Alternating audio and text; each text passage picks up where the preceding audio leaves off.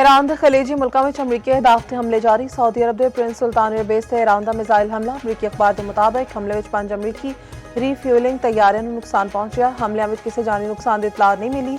Iran के Bahrain में अमरीकी बेस को निशाना बनाने का दावा।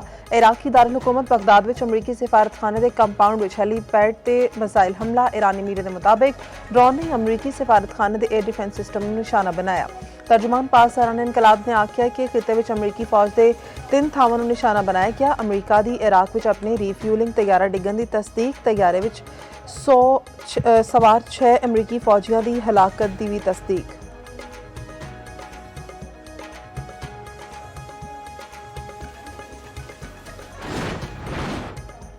अमरीका तो इसराइल की ईरान के खिलाफ जारहियत जारी। मगरबी तेहरान में आज़ादी स्क्वायर के आले दुआले जोरदार धमाके। तेहरान में फिजाई दिफाई निज़ाम मिसाइलों को मार सुटण लई फार। अमरीकी सेंट्रल कमांड ने आखना है कि B-2 बंबार तैयारे ईरान के हमले लिए रवाना कर दिते। मकसद ईरानी खतरे का खात्मा है। बरतानवी मीडिया के मुताबिक होर 5000 अमरीकी फौजी मशरक़ वस्ता विच तैनात होणगे।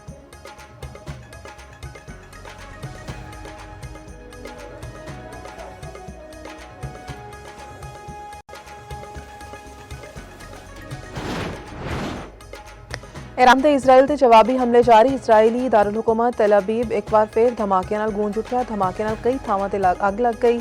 इसराइल ते इमारतां दी तबाही दी वीडियोज़ जारी करना शुरू कर दित्तियां। इसराइली हुकाम के मुताबिक तेल अवीव तो 50 किलोमीटर फासले ते इसराइली शहर ते मिसाइल हमले में एक इमारत को नुकसान पहुंचा। रूसी खबर एजेंसी के मुताबिक ईरानी हमले में हुण तक 15 इसराइली मारे जा चुके, 140 जख्मी।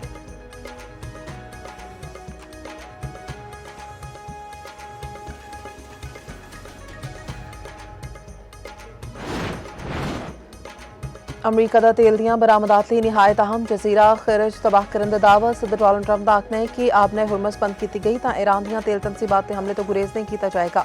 अमरीकी फौज ने ईरान के खरज जजीरे ते हमले किए ने, लेकिन तेल दियां तनसीबात को निशाना नहीं बनाया गया। आबने हुरमस में अमरीकी नेवी छेती जहाज़ों तो सिक्योरिटी फ्राहम करेगी। ईरान में अमरीका ते इसराइल के मकासद मुख्तलिफ भी हो सकते हैं।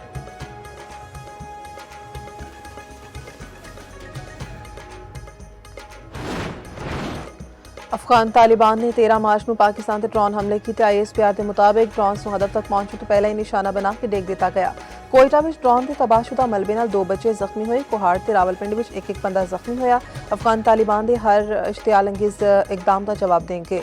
ते तर्जुमान पाक फौज ने वाजे कर दिता ऑपरेशन गज़ब अल हक जारी रखने का ऐलान।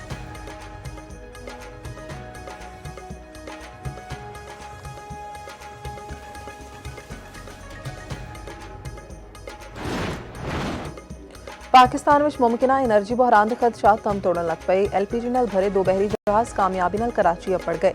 एक जहाज फोटको ऑयल टर्मिनल ते लंगर अंदाज होया। 55,101 मैट्रिक टन गैस मौजूद। कारगो की तरसेल जारी। एक होर जहाज कराची उतर गया। इहदे विच 43,930 मैट्रिक टन गैस का जखीरा बाकी।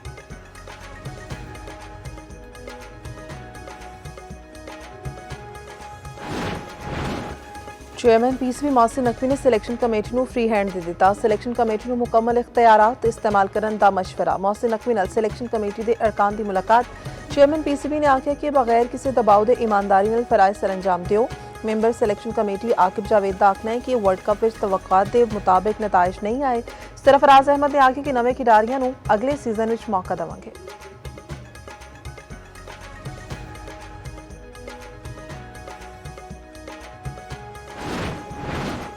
खैबर पख्तूनख्वा में अज तो 16 मार्च तक बदल रंग जमानगे। बलाई जिले में बारिश के पहाड़ों से बर्फबारी का इम्कान।